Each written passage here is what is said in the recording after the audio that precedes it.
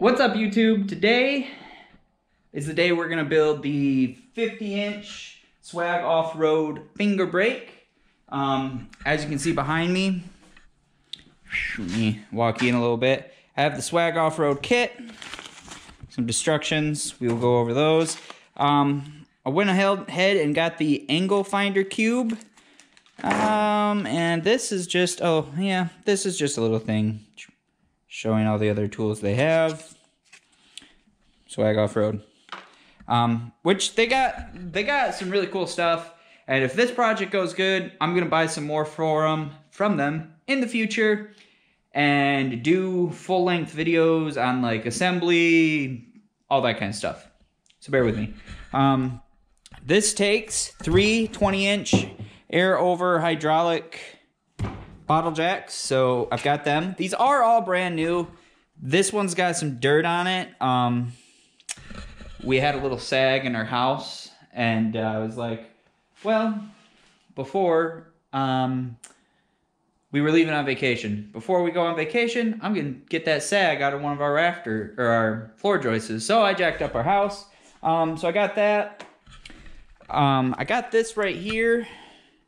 One of the 1 inlet and 3 outlets. And I'm also gonna hook this up to a foot pedal, which I'll show you later in the video. Now for the frame, it's recommended that you use C-channel, or my mistake. Let's try that again. It's recommended that you use I-beam.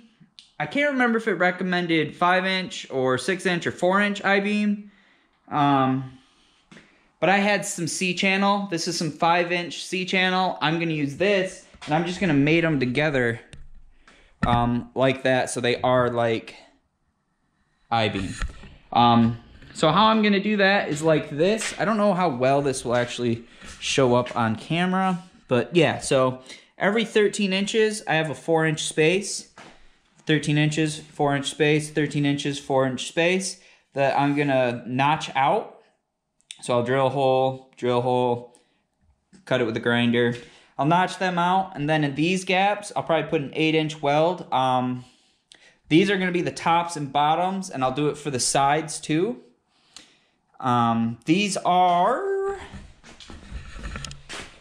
and I'll probably post some sort of plans on this in case this is how you wanna do it. Because I think this frame only cost me like, I don't know, $250.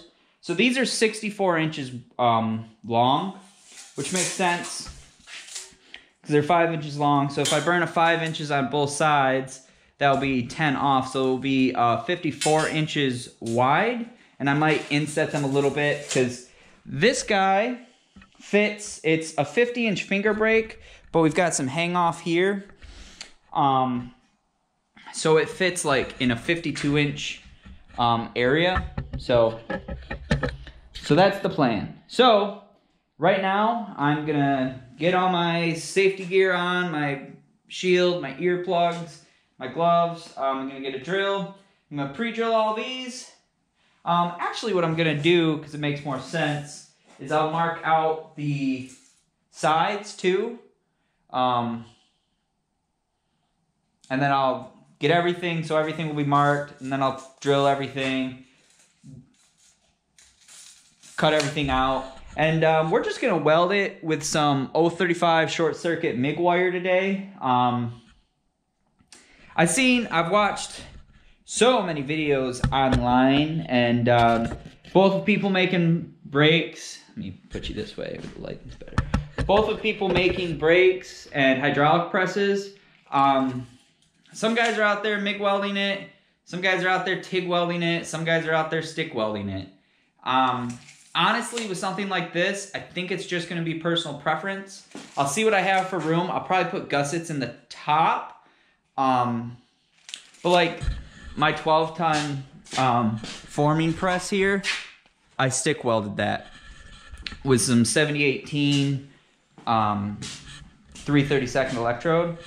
And it's held up like great, but I've never like, I mean, that's 12 tons, but I've never even had like the nervous feeling, and it's only 2-inch tube.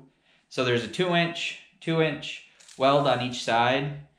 and then on the backside. So I guess there's 8 inches of weld, but I've never really had a feel like it was gonna break anything. So we're just gonna do short circuit MIG. I'm a certified welder. I think it's gonna be just fine. And well, if it's not, stay tuned to my channel and you'll find out. I'm planning on doing a lot of things with this press. I've got some small production jobs to make for like wood boiler dealers and stuff like that. We make the occasional grills and smokers here, and then we do a lot of like sealed water jackets and fuel tanks and stuff like that. And how I've been doing them is I just cut everything out and then weld every seam. So this would be nice to just be able to load, you know, 50 inches of metal and put a brake in it to save on some welding. And for anyone who's wondering, the air compressor I'm using is the 80-gallon, I always butcher this, Ingersoll Rand that you get from like Tractor Supply. It's the same air compressor I use to run my Crossfire Pro CNC table. And it is, I can get you the schematics on that later, but for right now, let's just get this video marked, started up. Probably off camera, I'll mark the other ones, and then I'll bring you back when I start drilling holes. And I'll just give you kind of a step-by-step how I do this, so on and so forth. So, thanks for watching.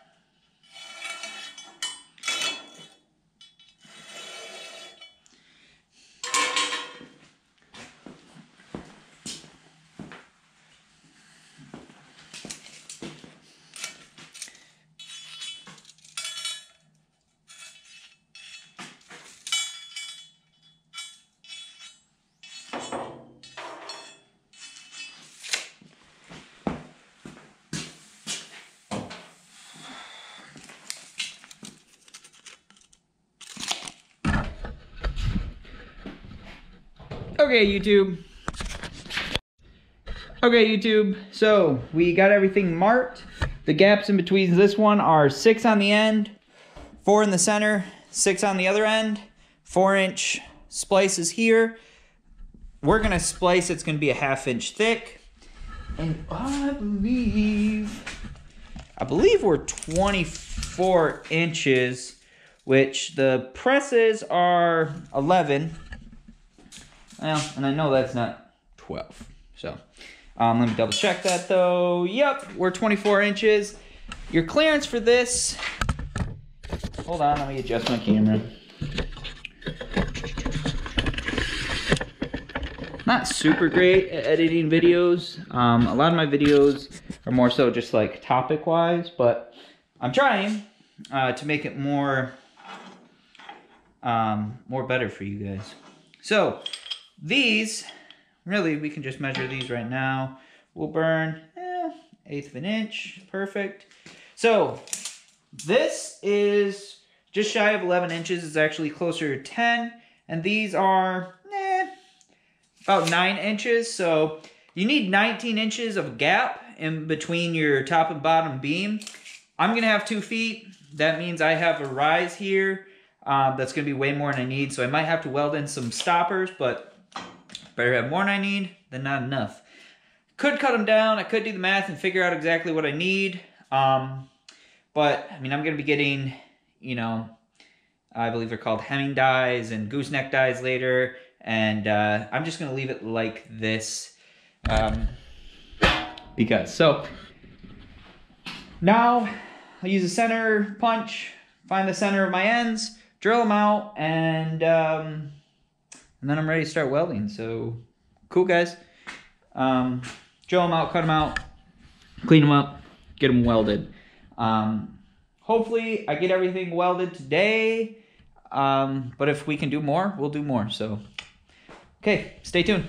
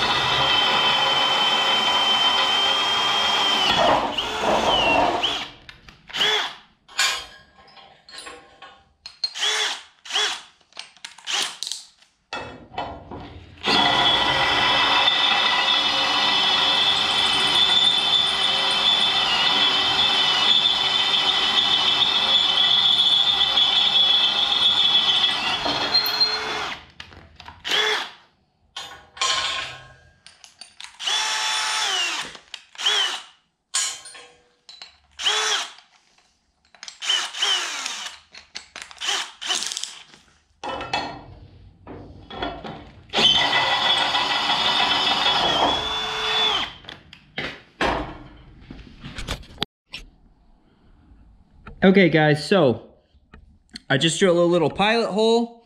This is like a 3/16 bit, and then I use like a 3/8 bit, and then a 1/2 inch bit. I use a couple steps, go up to 1/2 inch, and then I'll take my grinder and I'll slice these two lines, and that will give us our notch. So I'm gonna go ahead and do that on the rest of these, what, 6, 8, 9 of them, and then I'll bring you back when I cut them.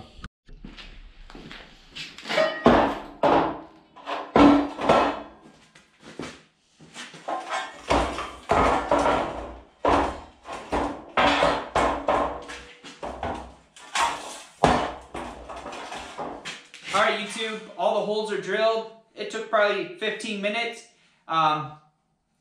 Drilling holes is like my least favorite part of fabricating. A lot of people like grinding, but for me, it's drilling holes. If I had a mag drill, it'd be a lot easier, but I don't. And when you don't have like the easiest tools to do the job, don't let that stop you from doing the job. Just make do with what you got until you can afford everything. I don't know if anybody can ever really afford everything, but so now I will grab a cutoff wheel. And I'll start slicing all these holes, and then it's just to grind and prep the area so it can be welded, and we'll be good to go. A tip, if you are going to drill them out by hand, I didn't have to clamp any of these down, but it's easy when you're grinding, or excuse me, drilling, to get that drill bit bound, either if you get like a little crooked on it, or you're just getting to the end and it kind of grabs. A tip for that, just let the drill bit do its job. It's not a lot of pressure you need, it's steady pressure, especially on metal, because like on these little ones, if it caught, it can either like fling the drill bit around, or the drill around, and kind of twist your wrist, or it can spin the worst piece around. For me, just steady pressure, drilling it with one hand and holding it with the other. I didn't have an issue. If you're worried about it, get a clamp them down to your table or whatever you're cutting them out on. But just a tip, if you do decide to do this project yourself, we want everyone to be safe. So now I'll get the grinder out, get the extension cord over here, get my face shield back on, and we'll do some cutting.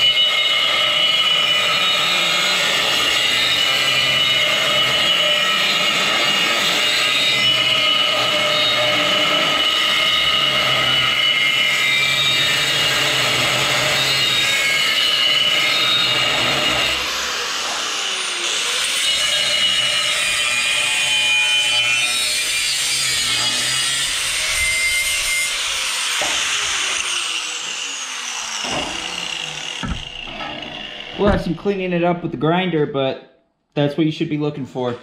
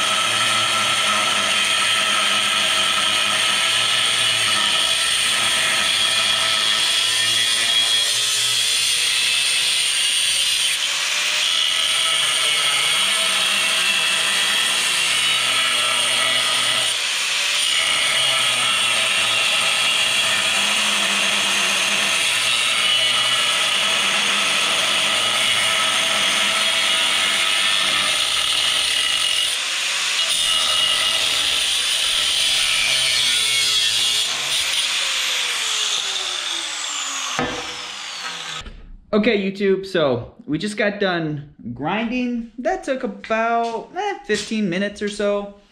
I get a drink of my hot tea.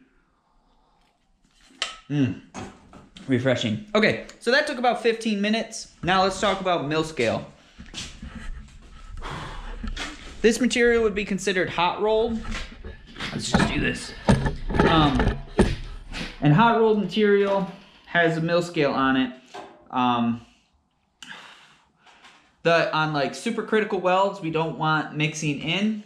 So what we have to do is about an inch or so all the way around, and every joint we're gonna weld, we have to clean up the mill scale. So a flap wheel will be perfect for this, or a hard rock would be fine too. I like a flap wheel because it has like a smoother finish. But I'm gonna clean up on both sides where we've notched this out, and then on the sides here where we're gonna weld, I'm gonna clean that up too. On the side, I think these will actually get welded last. These will get welded first, and then on the sides will get welded last once the sides are in, the sides of our press. Reason being is then it's just all in place, and then it's just easier to run some welds vertical up and run it that way. So again, it took me 15 minutes to cut, and that was with recording and trying to make sure, you know, you guys were in a good area to view. You did see that as I was grinding, these were moving on my sawhorses a little bit. So on the smaller ones, I grabbed the clamp. Again, safety first. We want to be careful. So now we're going to grind everything. So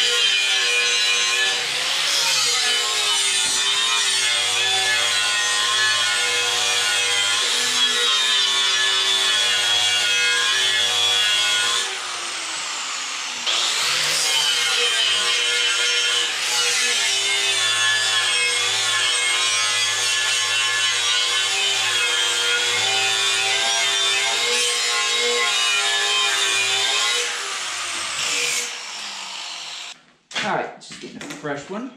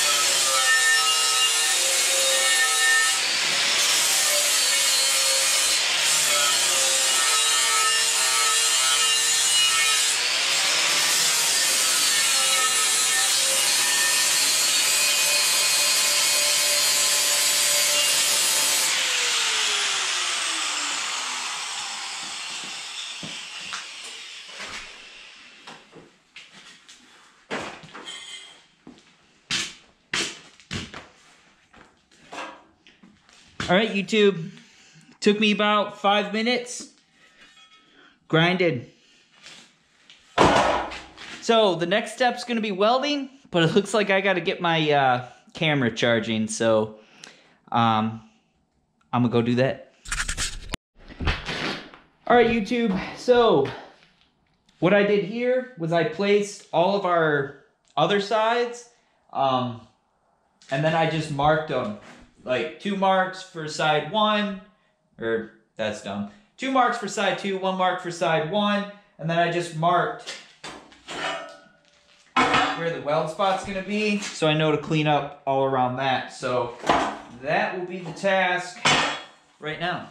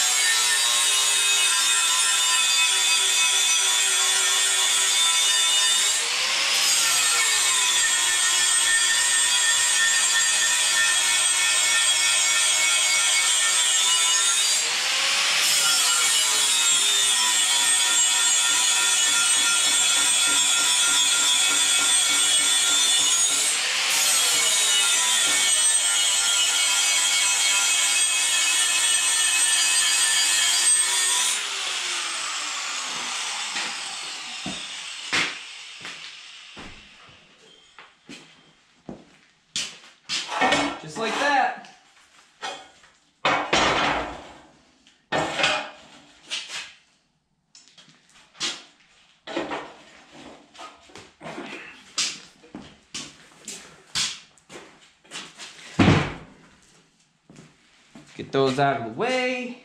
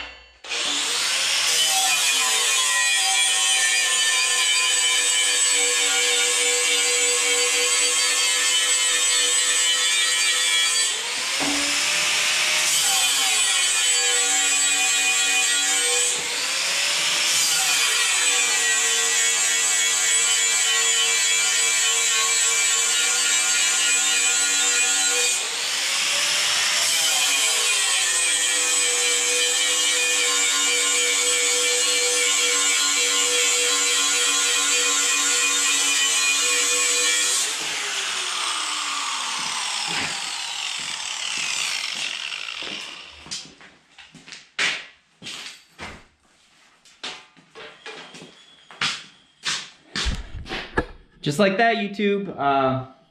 Everything's grinded, so now it's time to start welding. All right, YouTube. We're all tacked up. Our machine's set, so time to weld these things out.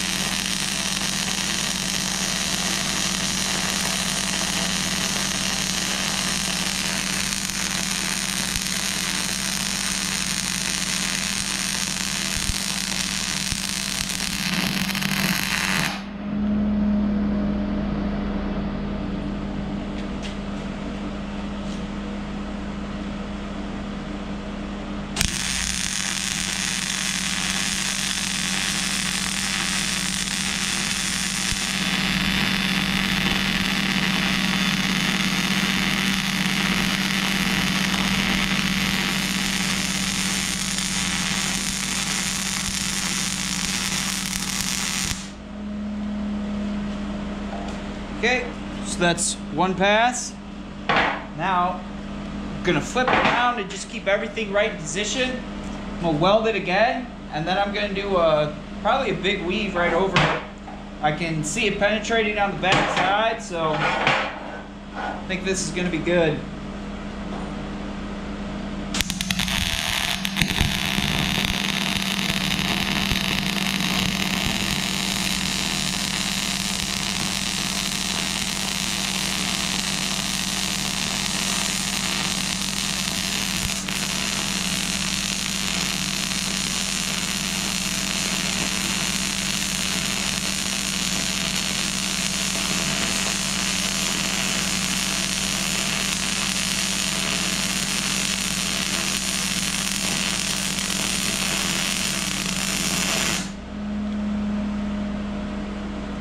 Pretty good.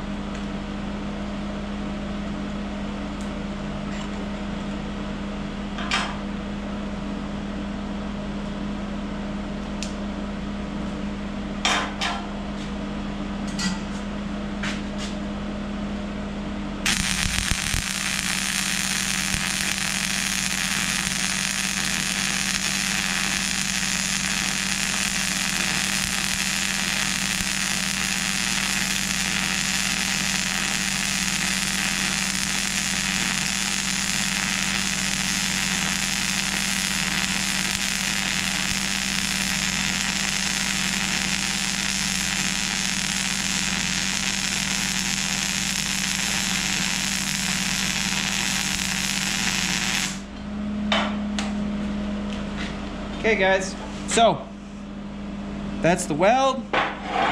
Very uniform, equal heat patterns. Definitely penetrated on the back side. Should be good. We'll do one more pass down the middle. But we're gonna weld the first 2 passes, so this will have time to cool. We don't want to put too much heat into it or we might start warping. So just gonna set it off to the side for now.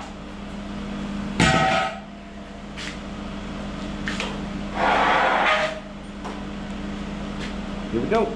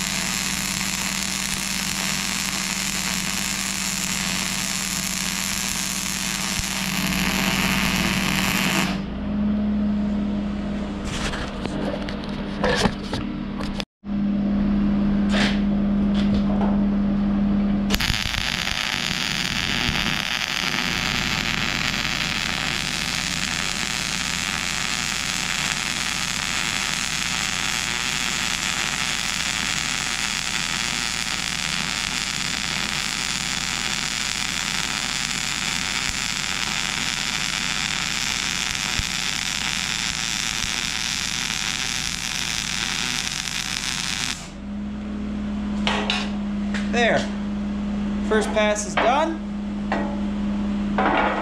Flip it over for the second. And a matter of fact,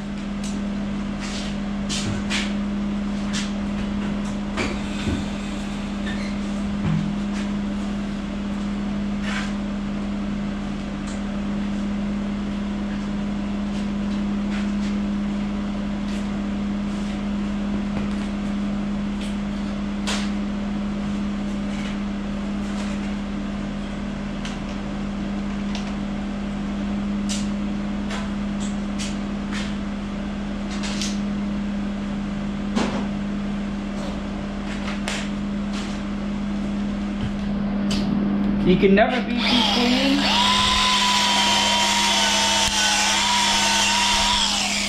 Just go ahead and do a little white wheel in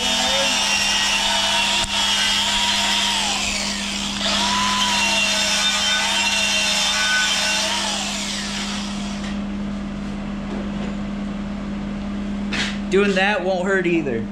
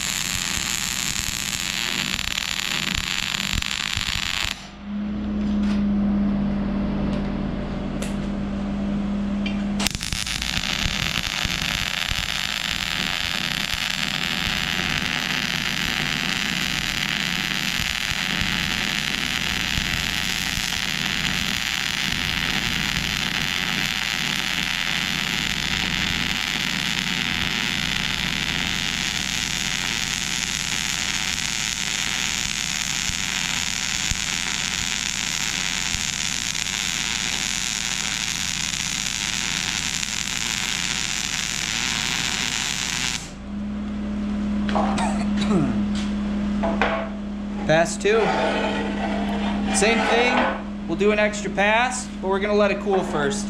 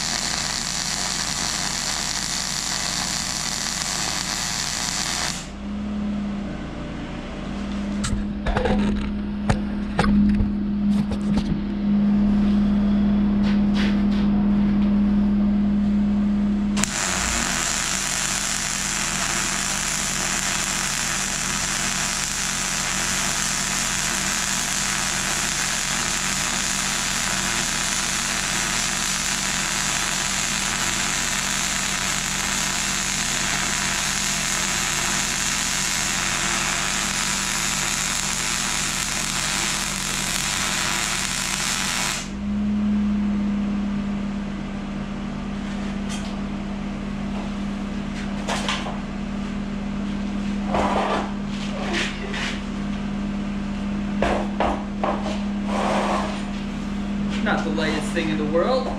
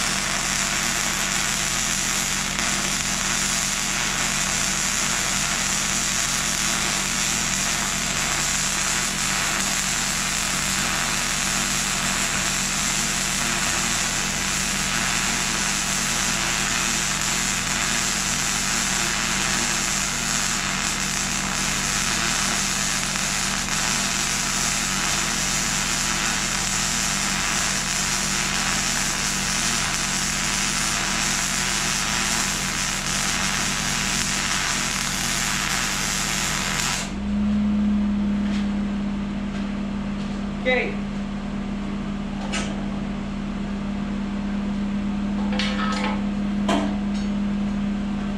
One more piece.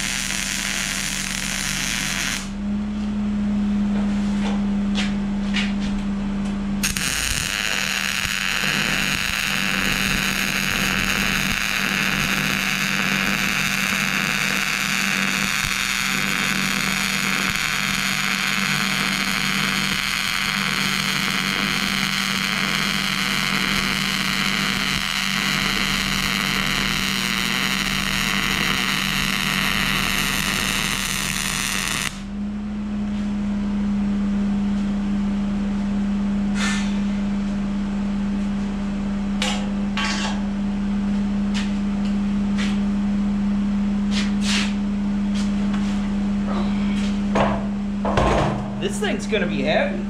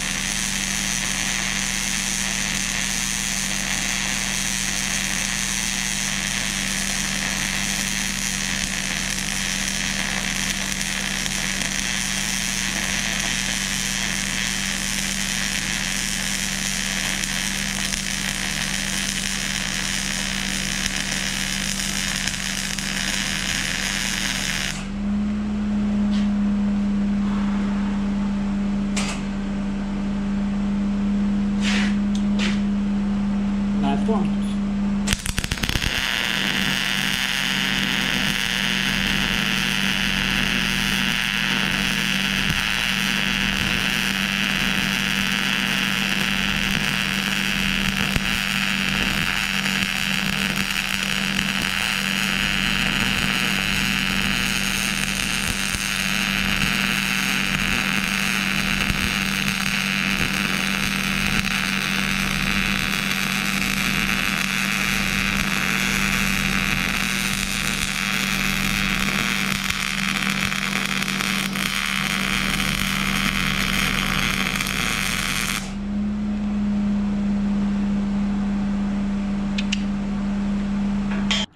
Okay guys, so while the camera was charging, I went ahead and I tacked up, I did heavy tacked the frame. So same thing, you want to clean all of this up about an inch down. For this, I would use a hard rock because then you can really get in the corners, because the plan is to weld all of this down the side here again, and on the back side. Same thing down here. So first thing I did, I stood this beam up just like you see it, and then I tacked both the sides on flush and square, and then I laid it down with some angle iron hooked to here so it caught, and then I welded it up here, and then I put the feet on. So we're still gonna do probably like from the center this way a couple gussets, because all the force will be coming this way, but there's nothing, not that it moves a lot, but there's nothing to keep it really from swaying this way other than these welds. On this, I thought I cut out 3-inch channel to match the width of the beam, but I cut it out of 5, so I have this. So I'm either gonna like notch it out and cut it back, or I'm gonna make a plate and bring it up to here. I haven't decided which.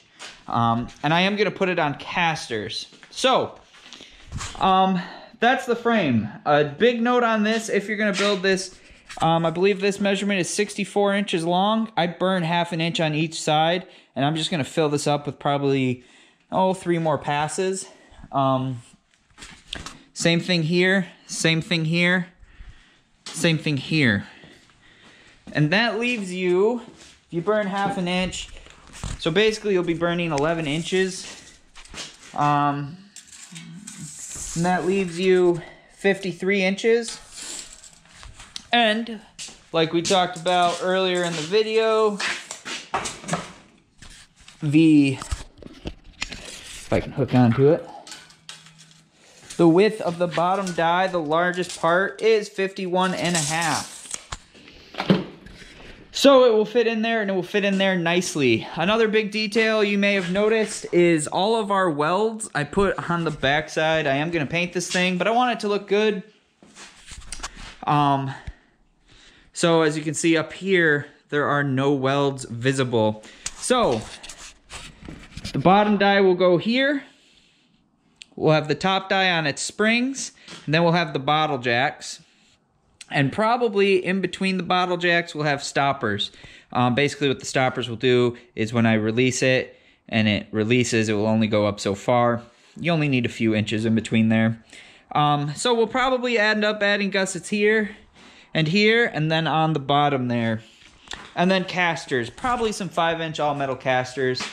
If I feel it needs some extra strength, we can come up here with a piece of metal and add a little 3/8 bridge. And I think on the CNC table, I'm gonna cut out Anson's Welding, which is the name of the company. On the brackets here, on the gussets, I'm gonna put a check mark, because that's kind of been my family logo. And down here, I might put 50-inch swag finger brake. Just to kind of make it cool, and I'll probably make those different colors so they really pop. But before I paint it and do all that stuff, we're gonna get it fully assembled and get some bends on it to make sure it's worth my time painting, which I think it will be. I think it's gonna be a really, really good piece of machine in my shop. I wanna put it on casters for a few reasons. It's gonna go on this back wall, probably right there would be my guess. So what I'm thinking is CNC tables here, and then I'm gonna get a little wheeled cart that I can lock with the chuck on it, the magnetic chuck, so I can clean and deburr and then put bends in anything. And then over here somewhere, I might end up building it's escaping me, but hold on. Powder coating oven. That way I can turn out my parts and it's like an assembly line. But I want it on casters, so if I have to bend a big piece, I can pull it out and put a brake in it. And if it's just a bunch of little pieces where I don't have to worry about the back gauge going back super far, I just slide it right up to the wall. So anyways, guys, that's going to be part 1. Make sure you like, comment, and subscribe for more. And see you on the next video, which will be finishing out welding this and installing the brake. So see you on the next video. Peace.